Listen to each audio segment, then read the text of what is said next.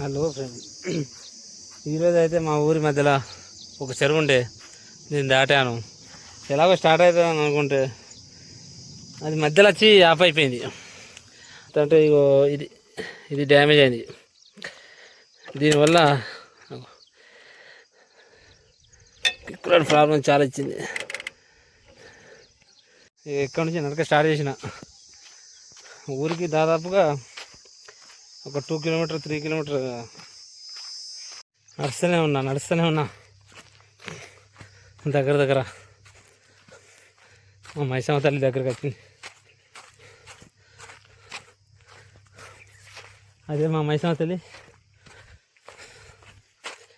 దగ్గరకు వచ్చినా కానీ ఊరు కనబడుతుంది వచ్చు. చాలా దూరం ఉన్నది. ఇంకా ఎండలు నడవాలంటే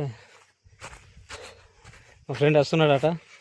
నేను కొద్దిగా రమైనా హెల్ప్ చేద్దామని నడుచుకుంటూ పోతాను. ఇదే మా దేవత మైసమ్మ తల్లి. అది ఇంకో చెట్టు. ఏమున్నా ఫ్రెండ్స్, బండిని అయితే నీళ్ళలో ముంచడం చాలా తప్పు తెలుస్తుంది నాకు. నడవడం అంటే ఆషామాష కాదు. ఎండ బాగా కొడుతుంది. మార్నింగ్ నుంచి అన్నం కూడా తినలే. చాలా పెద్ద ప్రాబ్లం ఇది. ఎప్పుడు వెళ్తున్నా కదా అనుకుంటున్నా. మొత్తానికి అయితే నడుస్తూ అయితే ఊరి దగ్గరకు వచ్చింది. ఇది మా మైసూర్. ఇంకోటి అక్కడ ఉంది. పోతా అంటే ఊరు కూడా కనిపిస్తుంది. దాదాపుగా దగ్గరకు వచ్చినట్టే. అక్కడ నడుస్తున్నాడు మా ఫ్రెండ్. నడుచుకుంటే పోతున్నా. కానీ కొన్నిసార్లు అనిపిస్తుంది.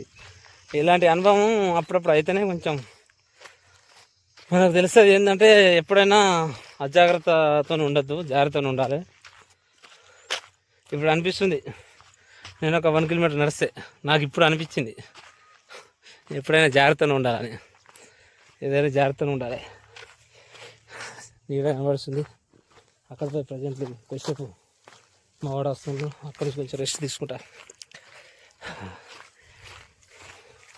టూ మచ్ ఇది.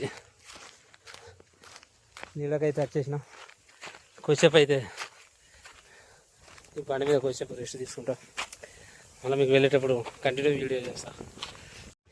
అలా కంటిన్యూ చేసిన. ఎండ తీవ్రతగా అయితే తట్టుకోలేము. ఇప్పుడు ఉన్న ఎండాకాలం అయితే తట్టుకోగలుగుతాం, కానీ ఎండ తీవ్రతగా అయితే తట్టుకోలేము ఇప్పుడు. ఇక ఊరు దగ్గరకు వచ్చింది కదా, దిగేసిన మీకోసమే. నడుచుకుంటా వెళ్ళి కొంచెం ఊరు చూపిద్దామని. దెబ్బలు తాగితేనే తెలుస్తుంది. ఇక అటు పాట పట్టని. ఇక ఇటు షార్ట్ కట్ పోతా. దుక్కులు కూడా స్టార్ట్ అయింది.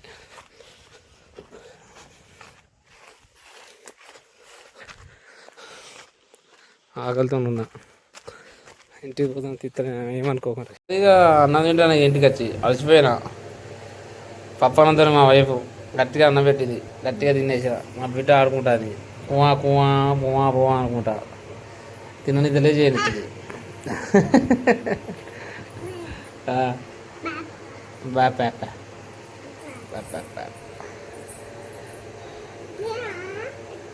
బాబాయ్ టాటా.